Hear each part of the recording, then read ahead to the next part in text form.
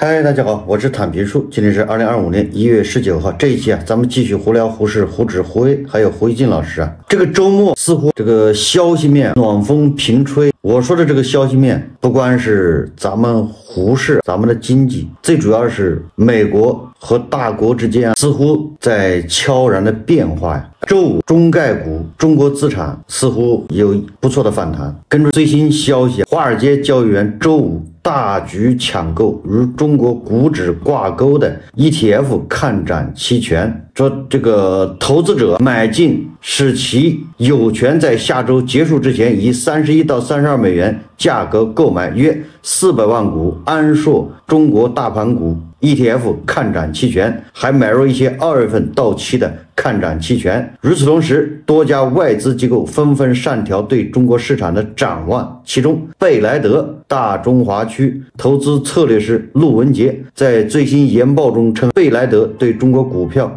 持战术性超配观点。富达基金联席投资主管叫聂义祥表示预计2025年海外基金将回流中国市场，增加对中国核心资产的配置，也就是海外机构似乎再一次看多中国股市。这个新浪证券有报道说，超配中国股票，外资巨头发声，本周海外市场赚钱效应明显回湿，欧美股市主要股指集体上涨，其中英国富时100指数、德国指数周内双创出历史新高，中国资产表现同样亮眼。美股纳斯达克、中国金融指数、港股主要股指均大涨。说近日全球资管巨头贝莱德、富达、瑞银等陆续发布2025年中国市场展望。整体上看，上述机构对2025年中国宏观经济和股市表现均较为乐观的态度。那外资机构为什么又纷纷的周五开始看多中国资产，看涨胡适？我想恐怕跟最近建国同志这一系列的骚操作有关系。两国先是通了话，这个大家都知道了，后面华尔街又放风，美国的媒体又放风，说建国同志他希望在他上任100天以内要到大国访问。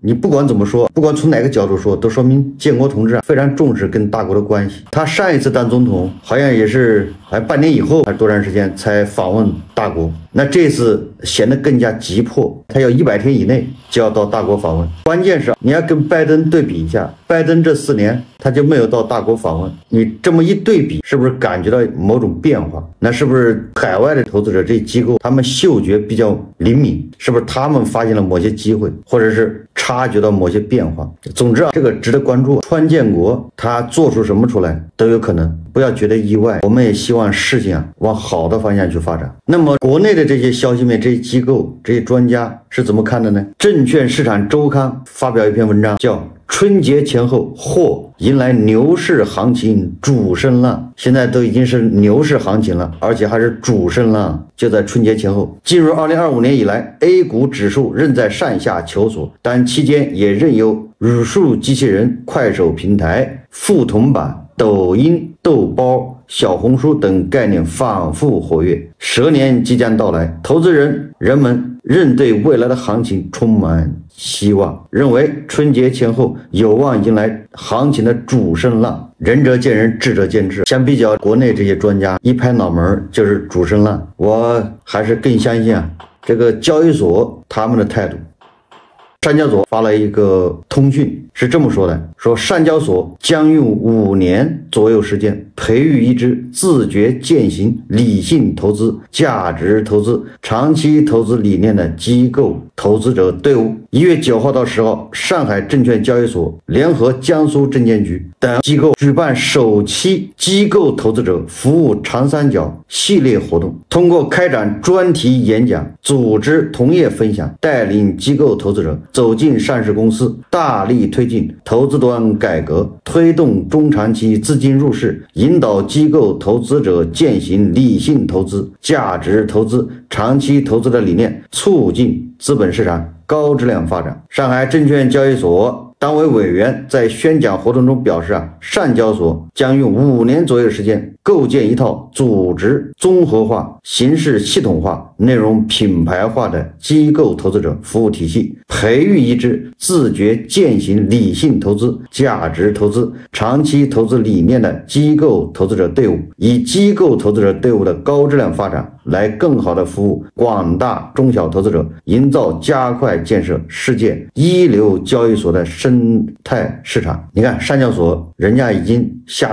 定决心，用5年的时间培育一支自觉践行理性投资、价值投资、长期投资这种投资者队伍，主要是机构。你看人家用5年时间，我宁愿相信这上交所的5年以后，咱们的机构投资者恐怕才能达到什么价值投资、长期投资、理性投资，而不是散户化，而不是炒什么东南西北中发白、七个葫芦娃，而不是抱团炒寒武纪、抱团炒茅台。相比较海外机构还有国内的这些机构这乐观的看法，我倒是觉得需要时间。现在开始调整，开始加大监管，开始规范各种法制，健全建立完善的法律体系和这个市场制度，那恐怕也要时间，股市才能从根本上进行改变。换种话说不会因为川建国同志一个政策转变，川建国同志哪怕就是不再加关税，维持现在的水平，那你的经济就好了吗？你自身的问题就解决了吗？你就能走牛市吗？对吧？这是俩概念。但是我们也不能否认川建国同志他的一举一动对咱们都有影响，很有可能他放松一点，那咱们资本市场恐怕就要借机反弹一波。但是记住了，反弹永远是反弹，牛市是不存在的，没有牛市的基础，这个要牢记。就目前你看不到一点牛市的迹象，你不能靠吹、靠资金、靠忽悠。昨天一共是有1300多家披露的这个业绩快报，1000多家业绩是下滑甚至亏损，就这样的业绩怎么可能支撑走牛市？昨天咱们看了吴小球老师的这个讲座，我们只看了一半，今天把另外的一半看完，大家看视频。支付和结算的比例多少？多少人用我们人民币来进行结算？这是人民币走向国际化的起点。没有这个，就像直接就跨入国际化很难。国际化的核心功能是人民币作为财富储备的比例。这是更遥远的。第一个是我们可以主动而为，第二个是要别人相信你，说我拿人民币以及人民币计价资产作为我未来的财富储备，那一定是别人对你充分的信任。这和刚才我说的国家软实力有密切的关系。所以人民币国际化是一个很重要的支柱。你看看英美两个国家，早年的英镑，现在的美元，都是高度的自由化、高度的国际化，也使得他们成为金融强国。同时呢，第二个支柱就是它的资本上的对外开放，资本上必须强大。因为人民币要走出去的话，它没有回流机制是不可想象的。所以我们发展资本市场，它不简单是一个融资的市场，它意味着建设金融强国，是金融强国的载体，也意味着是人民币自由化、国际化的重要的回流机制。我们试试想想看，如果美国的金融没有这么强大的资本市场，美元会走得这么远吗？它的离岸的规模会这么大吗？可能没有。所以我们要深刻理解资本上的发展实际上也是人民币未来走得更远、占的比例更大的重要的回流机制。所以我想这个是我们叫双支柱战略。资本上的发展呢，我们最后的目标，非常重要的目标，一定是要把它建设成国际金融中心。这个国际金融中心是人民币计价资产的配置中心，是国际社会重要的财富管理模式。我们一定要设定这样一个目标，把这个目标设定了，路径设定了，我们就知道改什么，改什么。要让别人买你的资产，一定是让别人相信你，一定是你有很好的稳定性、有信心、有预期。所以我经常讲，我们的信心、预期比什么都重要。所以从这个意义上说，法治的完善的法治、稳定的制度，就是信心和预期形成的重要保障。甚至从这个意义上说，政策要保持连续性和稳定性。我们的无论是哪个方面，都不能把重点放在政策的调整上，应该放在完善的法治和稳定的制度安排。这个稳定的制度安排主要是市场经济制度，所以这叫双支柱，这双支柱很重要啊。咬定这个目标，我就不放松，我就来改革啊，改革。这个第三个呢是那是双支柱。第三个是我们通过什么方式，哪些原则我们必须恪守，有些原则是不能动的啊。我想金融强国有三化啊，这个大家都知道的。第一个是市场化，啊，市场化是使得我们的产品可以多样，啊，金融的业态可以多元，它可以更好的满足日益变化的金融需求，啊，所以市场化变得非常的重要，啊，市场化也是提高上市公司竞争力的重要路径，啊，重要路径，也是改革我们资本市场一系列制度、规则、政策的重要的路径。第二是法治化，啊，如果说市场化是金融强国的历史起点，那么法治化就是金融强国的基石，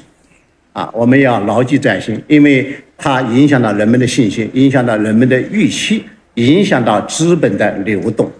啊，资本流向哪里？流向安全的地方，啊，完善的法治就能吸引越来越多的资本。我们也一定要着力于让我们的内生性资本，无论是国有的还是民营的资本，要安全安心，能够留下来。我们还要越来越多的吸引外资进入中国市场，啊，这是非常重要啊。那么这个是法治化才能做到这一条。刚才我说了，有了法治化，我们才会有透明度。没有法治化是没有透明度的，透明度又是资本上的生命线，啊，有了法治化，才有社会的契约精神的延伸，啊。第三个很重要的是国际化，国际化是中国实现金融强国的唯一路径。我们不可能封闭，我们必须开放，必须融入世界。2001年12月份加入 WTO， 中国经济全面融入国际经济体系。我想呢，我们的金融强国大概也只有融入国际金融体系，包括货币体系，金融强国才能实现。那这只有走开放国际化的道路。国际化的道路的目标就是：第一，实现人民币的自由化和国际化；第二，实现推动中国资本市场成为新的国际金融中心的这样一个重要目标。啊，这也只有走过国际化的道路。我想这就是关于金融强国的我的非常概要的一些理解。当然，这其中还有其他的一些重要元素，比如说中央银行的转型、功能转型。我欣喜的看到9月24号以后，中国的央行已经正在发生功能转型，这是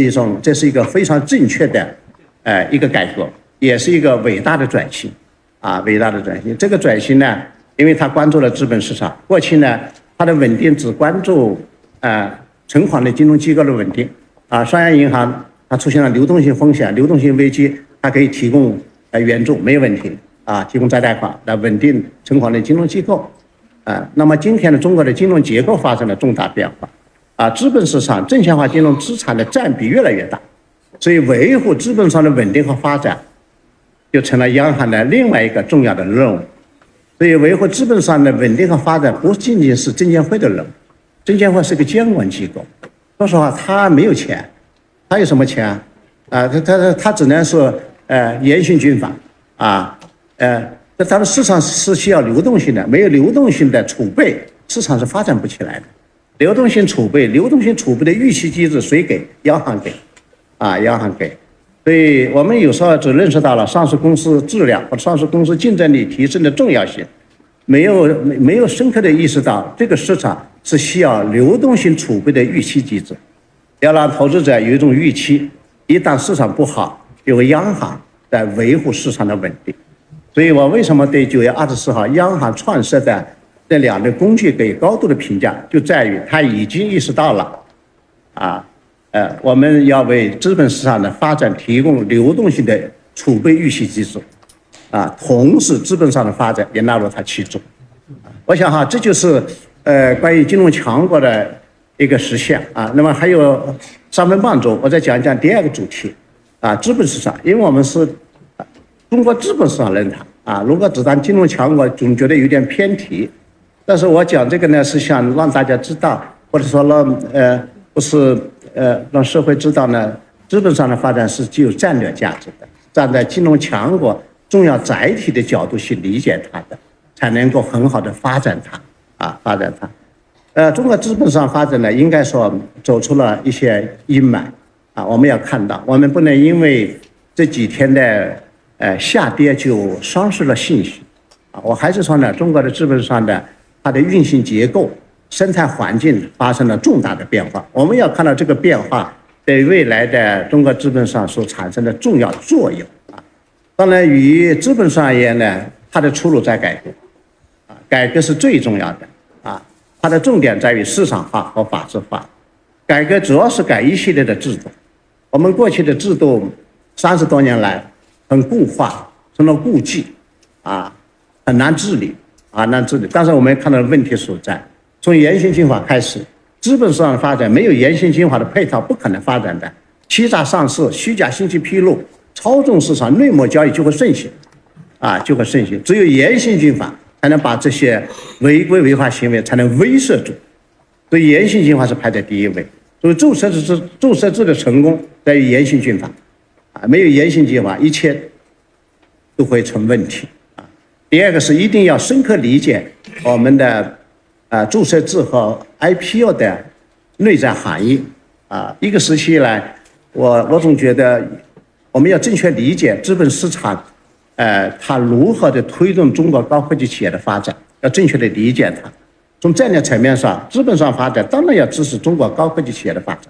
但同时这些高科技又必须符合 IPO 的要求，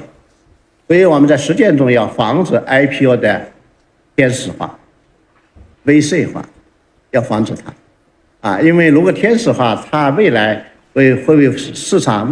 带来一系列的潜在风险，因为它是天使阶段，怎么可能呢？当然也防止，我也曾经说过，也要防止个别的IPO 的 ICO 化。有很多企业说我活不下去了，我要发股票。这个市场不是说你活不下去可以发股票，这个市场是为你企业未来更好的成长提供融资安排。你这个融资是要为社会提供更多的利润、更多的财富的不是说让你渡过难关。因为投资者的资金他需要回报，这个市场是一个风险市场，它就需要有风险收益率我们很多这个概念它讲不起来，因为这个地方是一个救济的地方，这个地方的资金没有1分钱是救济任何的资金都要有回报，而且这个回报是比较高的，因为它要提供与它的风险市场相匹配的风险收益率。这个风险收益率是什么呢？就是第一是我们叫无风险收益率，这是底层，上面加一个风险溢价，加起来就是这个市场的收益率所以我想这个是要求很高的，他们以为这是个廉价的融资市场，所以逻辑上就混乱了所以才为我们的市场埋下了危机的伏笔这是第二个要改。第三个要改的是我们要进一步完善我们的减持规则，这条太重要了，我今天不展开我们核心规则是减持可以，大股东减持可以，必须你要为社会企业创造相应利润和财富相匹配的减持。但凡你为社会不创造利润、不创造财富，你就不能减持。光3年期是不够的，我们要大力修改我们的减持规则，这是我们制度改革的一个非常重要的方面第四个呢，就是我们的对中介机构的一个处罚要知道呢，我们在制度和规则上面、法律层面要防止这个市场有埋雷现象我们上市公司经常埋雷，中介机构存在的价值就是排雷，我们要禁止上市公司埋雷，我们也要促进中介机构排雷中国市场有雷的概念，本身就说明我们的制度有问题了。怎么能有雷的概念？投资者他拿着自己的钱来投资，他怎么能爆雷呢？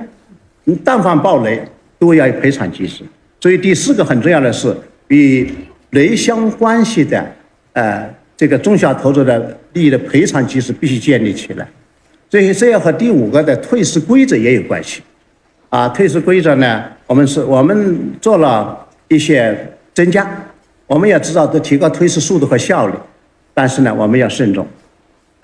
我在很多场合讲，我们的新的退市新规啊，增加了2条，增加后面的2条要慎重，特别是管理示范类的大股东占款一退有 ST， 这不行。我们必须要把大股东占款追回来，放在第一位。你要不追回来，那就完了。我们把这个逻辑本身要搞清楚。提高退市的效率的方向是非常正确的，但是我们把它该赔的要赔，该退的退。比如财务类、交易类退，那当然要退。那个以前就有民事有民事，所以投资有风险，风险细致的才有前提条件，就是透明度。没有透明度，这个的说法就不成立了不成立。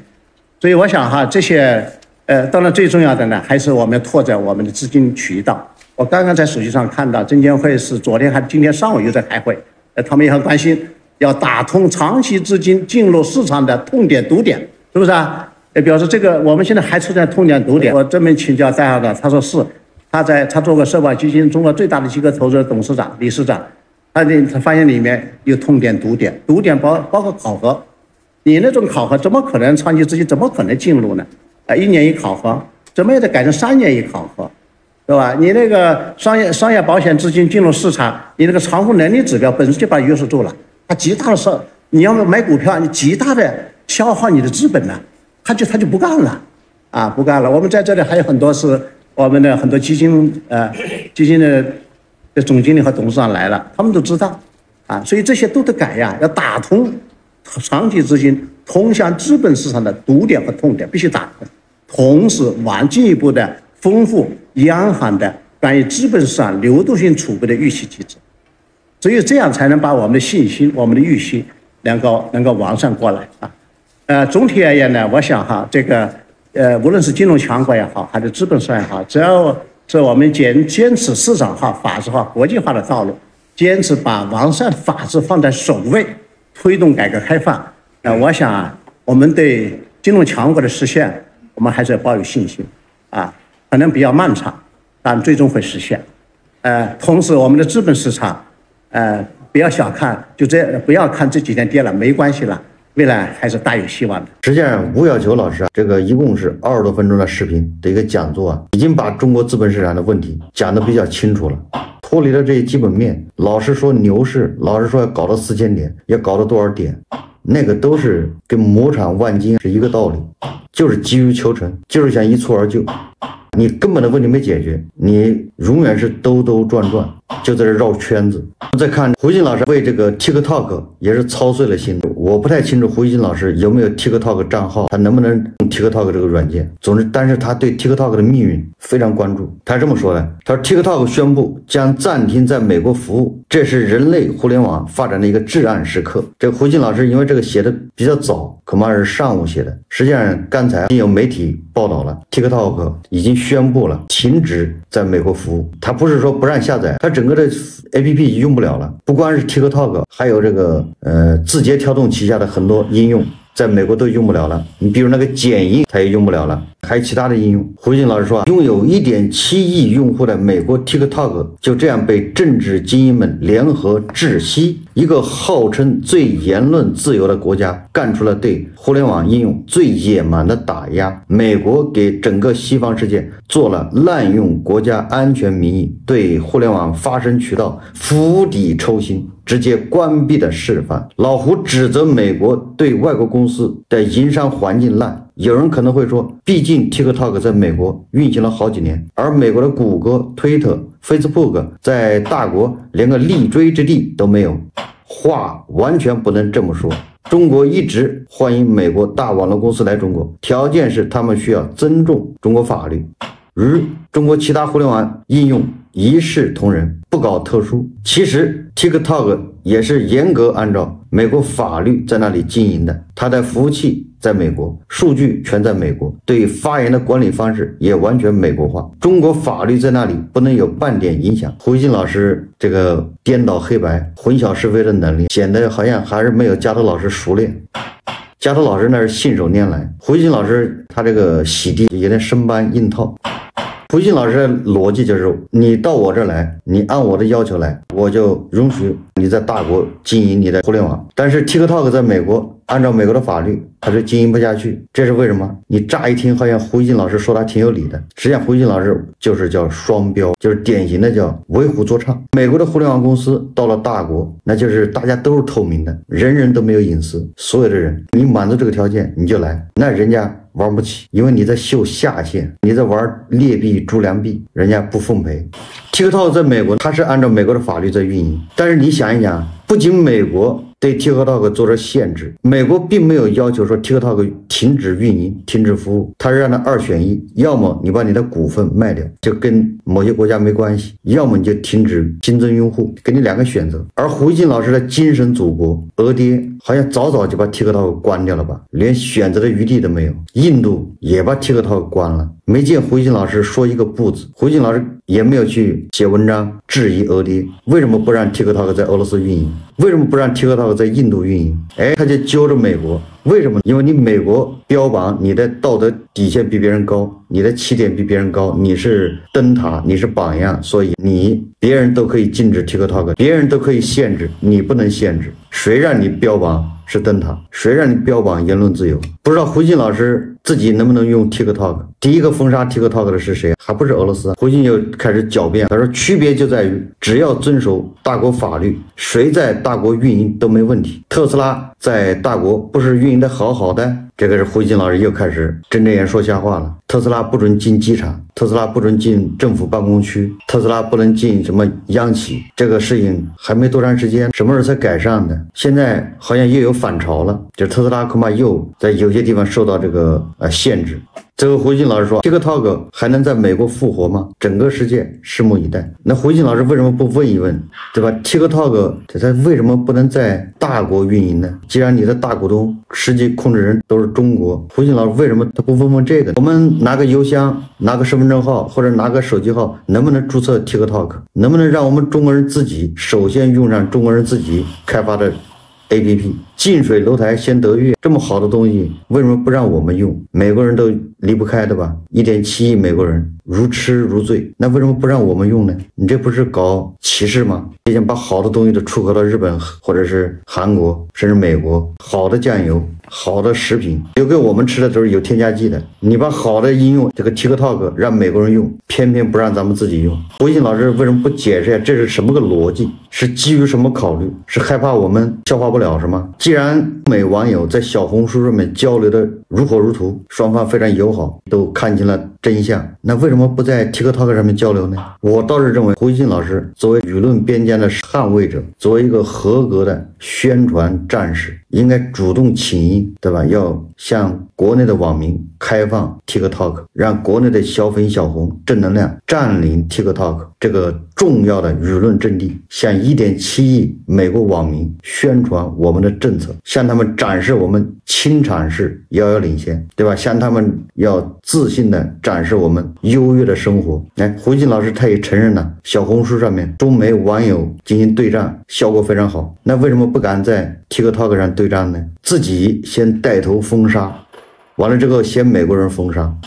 亲爹和干爹都封杀了这款软件。一个美帝对吧，自己的敌人心心念念的盼着我们没落的，心心念念的给我们挖坑的，想把我们带入悬崖的这个美帝，他把